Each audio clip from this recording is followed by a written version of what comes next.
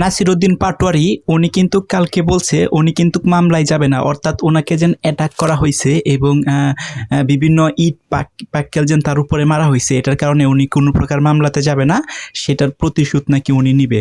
So first of all উনি যে এই কথাটা বলছে এটা কিন্তু টোটালি একটা রং কথা বলছে, কারণ বাংলাদেশের রুল অ্যান্ড রেগুলেশন আছে এবং আইন আছে।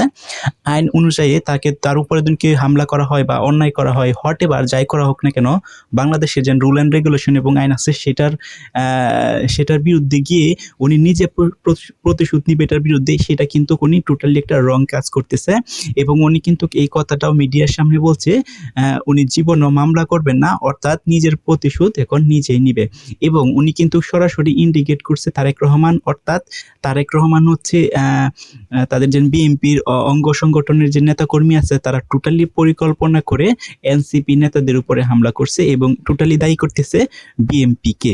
এখন উনি যেন এই যে বিএনপিকে দাবি করতেছে বা বিএনপির প্রতি যেন অভিযোগ তুলতেছে, হ্যাঁ একটা অভিযোগ কিন্তু তুলতেই পারে, একটা রাজনৈতিক দল অন্য কোনো রাজনৈতিক দলের উপরে অভিযোগ তুলতেই পারে।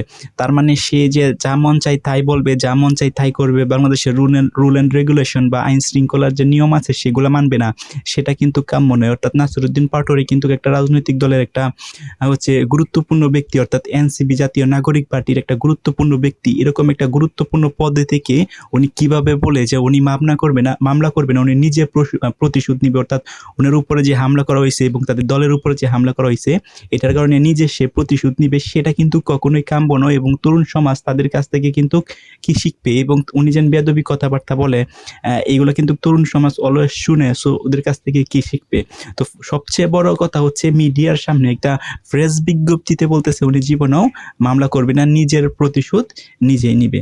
সো এটা কোনো কথা? আপনাদের মতামতটা কি একটু কমেন্ট করে জানান। আরেকটা বিষয় হচ্ছে এই যে যেন এনসিপির উপরে হামলাগুলো হচ্ছে সেখানে কিন্তু একটা বিষয় আপনারা লক্ষ্য করে দেখবেন কিনা জানি না, আসিফ মাহমুদ সজীব ভুঁইয়ার কিন্তু যেন একটা অবস্থা সেটা কিন্তু নিশ্চিতভাবে বলা যাচ্ছে না। অর্থাৎ মিডিয়ার সামনে কিন্তু নাসিরউদ্দিন পাটোয়ারি, সারজিৎ আলম, এরপরে নাহিদ, এরা কিন্তু মিডিয়ার সামনে আসছে, কিন্তু আপনি কতবার দেখছেন মিডিয়ার সামনে আসিফ মাহমুদ সজীব ভুঁইয়াকে?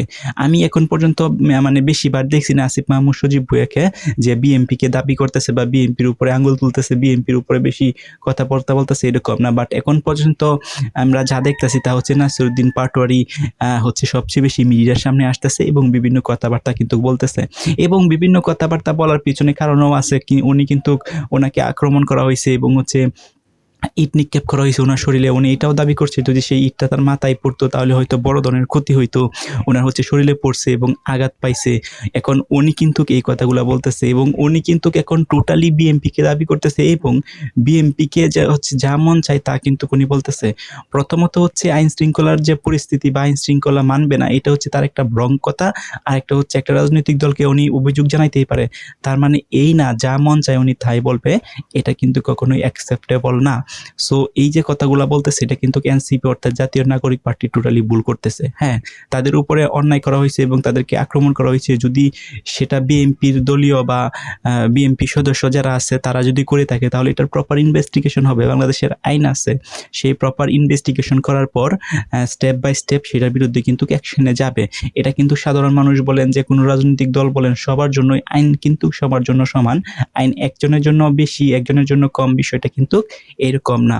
সো ওনারা কিন্তু আইন মেনটেনেন্স করতেছে না। আইন যদি মেনটেনেন্স করতো, বাংলাদেশকে যদি সম্মান করতো, তাহলে কিন্তু বলতো মামলা করবে বা আইনে যে প্রসিডিউর আছে সেগুলো অবলম্বন করে তাদের প্রতিশোধটা নেবে। কিন্তু ওরা বলতেছে এভাবে প্রতিশোধ নেবে না, ওরা হচ্ছে আইন শৃঙ্খলায় কোনো মামলা টামলা করবে না, নিজের প্রতিশোধ তারা নিজে নিবে, যা হচ্ছে টোটালি রং কথা। সো আপনাদের মতামত কি কমেন্ট করে জানান।